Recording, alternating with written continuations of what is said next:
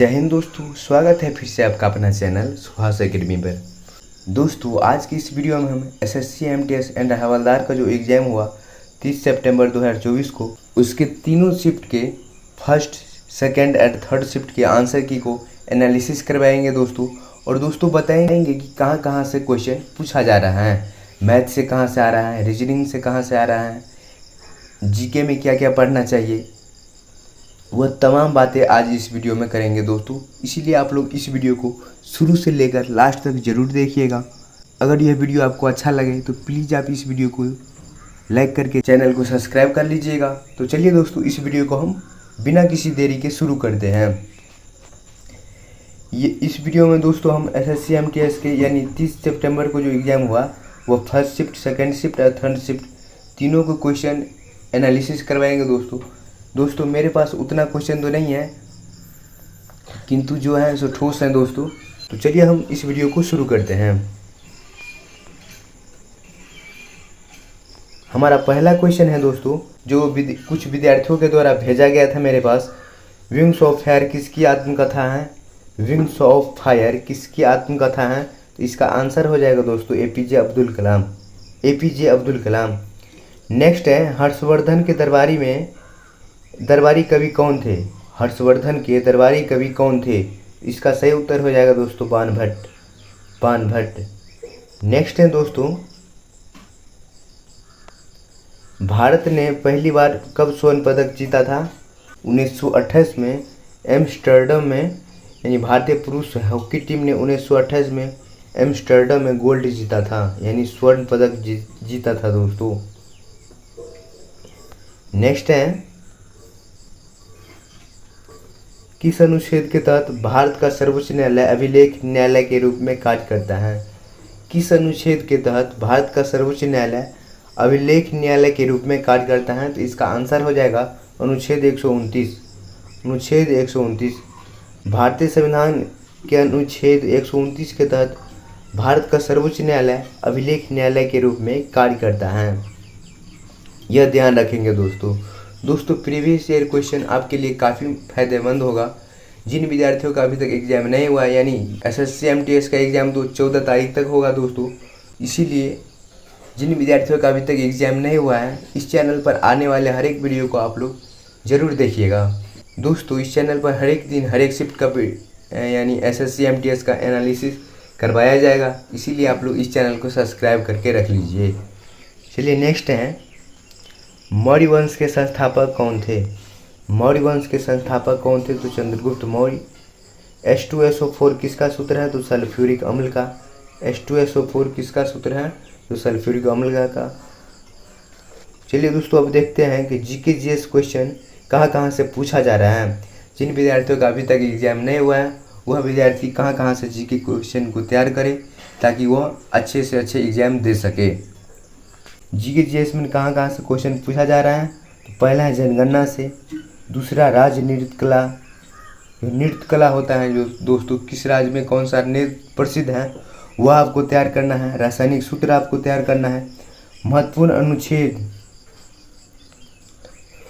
अनुच्छेद हैं दोस्तों, वह सभी को सभी आपको तैयार करना है। 1 से 2 क्वेश्चन हर एक शिफ्ट में पूछा जा रहा है। ओलंपिक खेल से क्वेश्चन आ रहा है। नदी के किनारे बसा हुआ शहर जो होता है, जैसे बनारस किस नदी के किनारे बसा हुआ है? तो गंगा नदी के किनारे। पटना किस नदी के किनारे बसा हुआ है? तो गंगा नदी के किनारे। दिल्ली शहर किस नदी के किनारे बसा हुआ है? तो यमुना नदी के किनारे। इस प्रकार से तमाम शहर को आपको याद करना होगा। महत्वपूर्ण खोज जो होता है, महत्वपूर्ण खोज और वैज्ञानिक के नाम आपको याद करना होगा। पीएच मान याद करना होगा।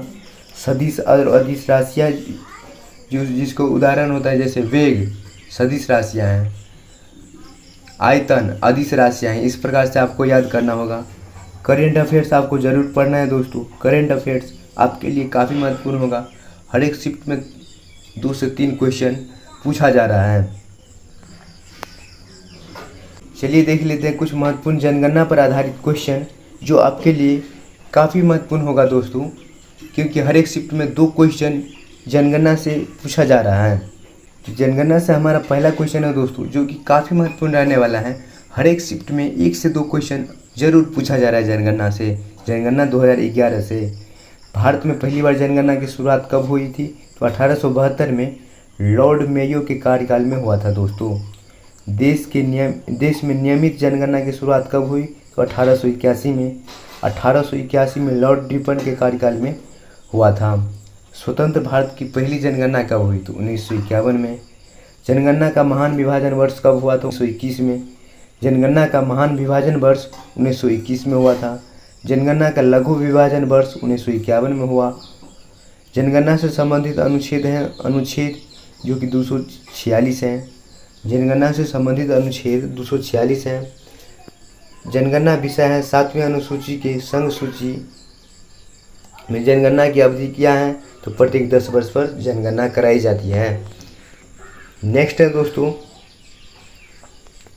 जनसंख्या के अध्ययन को क्या कहते हैं? तो डेमोग्राफी कहा जाता है या जनांकिकी। 2011 की जनगणना का क्रम देश की 15वीं जनगणना था तथा स्वतंत्र भारत की 7वीं था। यह आप याद रखेंगे दोस्तों। ये इस जनगणना से इस वीडियो में जो भी क्वेश्चन बताया जा रहा है सिर्फ इसी से 2 से 3 क्वेश्चन पूछा जा रहा है। जितना मैंने कलेक्ट किया है दोस्तों वह आपके लिए रामबाण साबित होगा, काफ़ी महत्वपूर्ण है। इसीलिए इस PDF को मैं अपने टेलीग्राम चैनल पर दे दूंगा। आप उस टेलीग्राम चैनल को ज्वाइन करके आप वहां से डाउनलोड करके देख सकते हैं, पढ़ सकते हैं। तो 2011 की जनगणना का क्रम क्या था? तो देश का 15वीं और स्वतंत्र भारत का 7वीं था, याद रखेंगे आप। 2011 की जनगणना का आदर्श वाक्य क्या था? आदर्श वाक्य, हमारी जनगणना हमारा भविष्य। कुल 29 प्रश्न थे। जनगणना का शुभांकर क्या था? तो प्रगणक शिक्षिका। प्रथम जनगणना कमिश्नर कौन था? तो डब्ल्यू फ्लोंडेन। स्वतंत्र भारत के प्रथम जनगणना आयुक्त कौन थे? तो आर ए गोपाला स्वामी, जो कि 1949 से 1953 तक रहे थे।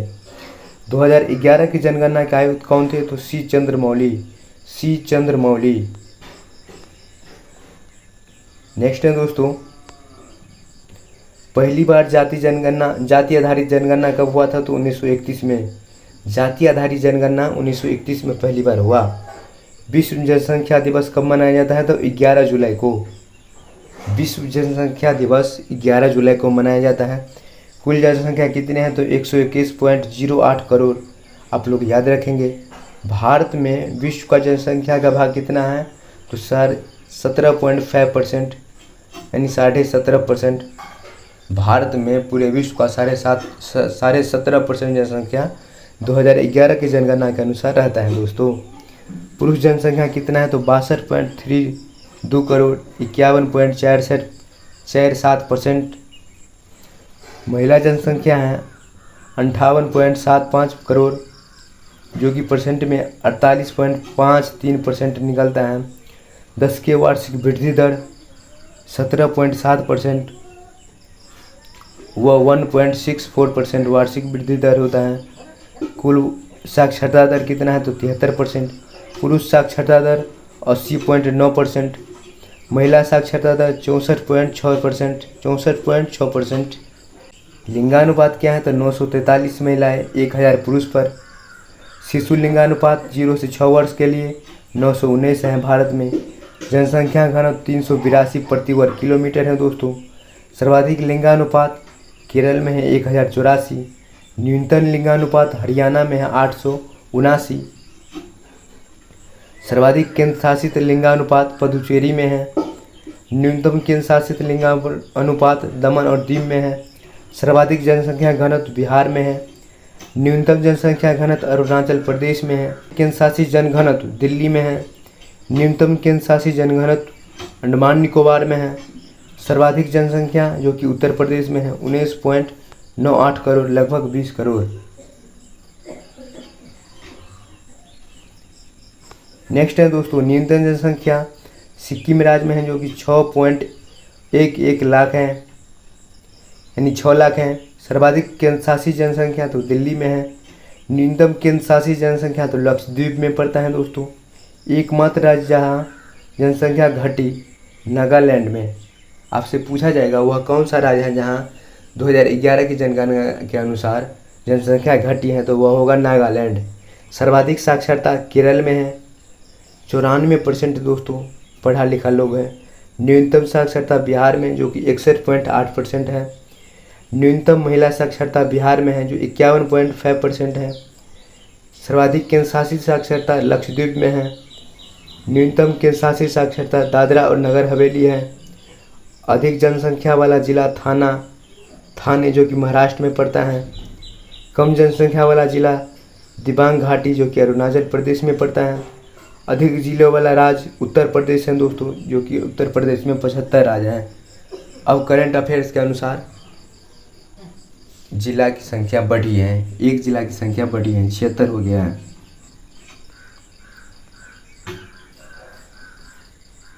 तो चलिए दोस्तों कुछ महत्वपूर्ण पीएच मान को भी देख लेते हैं जो कि आपकी परीक्षा के लिए काफ़ी महत्वपूर्ण रहेगा। शुद्ध जल का पीएच मान 7 होता है। सिरका का पीएच मान 2.4 से 3.4 के बीच होता है। शराब का पीएच मान 2.8 से 3.8 के बीच रहता है। दूध का पीएच मान 6.4 से 6.6 के बीच रहता है। समुद्री जल का पीएच मान 8.4 रहता है। लार का पीएच मान 6.5 से 7.5 के बीच रहता है।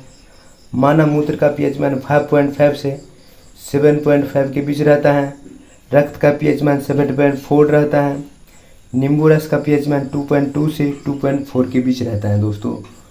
चलिए दोस्तों कुछ महत्वपूर्ण सदिश राशियाँ भी देख लेते हैं। सदिश और अदिश राशियाँ जो कि हर एक शिफ्ट में एक क्वेश्चन पूछा जा रहा है। सदिश राशियाँ कौन सा है? तो संवेग, आवेग, त्वरण, बल, वेग, भार, बल, आघूर्ण।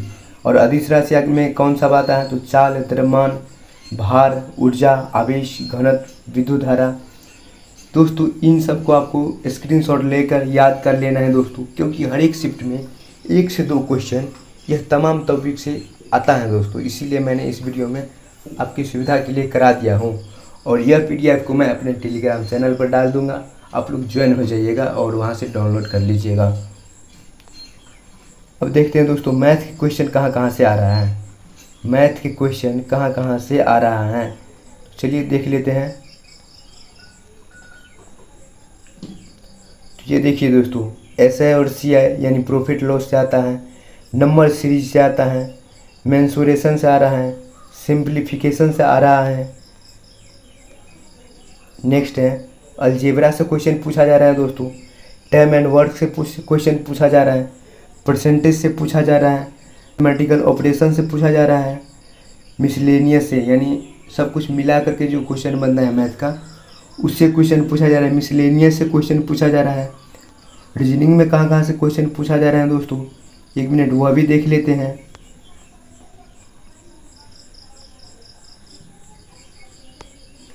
नंबर सीरीज से क्वेश्चन पूछा जा रहा है दोस्तों।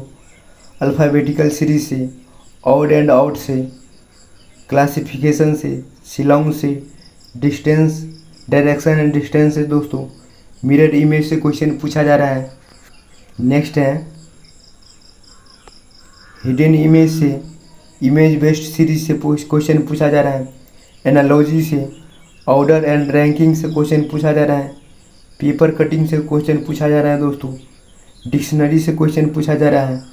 वेन डायग्राम से क्वेश्चन पूछा जा रहा है दोस्तों। मैं अगली वीडियो में आप लोग रीजनिंग के भी क्वेश्चन को लेकर आऊँगा, किस प्रकार से क्वेश्चन आपके परीक्षा में पूछा जा रहा है, ताकि जिन विद्यार्थियों का अभी तक एग्जाम नहीं हुआ है उन विद्यार्थियों के लिए फ़ायदेमंद हो।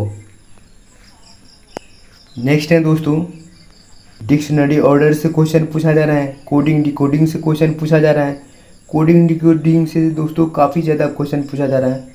3 से 4 क्वेश्चन हर एक शिफ्ट में पूछा जा रहा है। कोडिंग डिकोडिंग आपके लिए काफ़ी महत्वपूर्ण रहेगा, इस पर आप ज़्यादा मेहनत कीजिए, ज़्यादा ध्यान दीजिए। मिसलेनियस से भी क्वेश्चन पूछा जा रहा है 2 से 3। तो चलिए दोस्तों जिन विद्यार्थियों का अभी तक एग्ज़ाम नहीं हुआ है उसके लिए बेस्ट ऑफ लक। आप लोग बढ़िया से एग्ज़ाम दीजिए और बढ़िया से एग्ज़ाम क्लियर कीजिए। तो चलिए दोस्तों इस वीडियो को हम यहीं पर समाप्त करते हैं। मिलते हैं फिर नेक्स्ट वीडियो में, तब तक के लिए जय हिंद, जय Bharat. Thanks for watching this video. Thank you.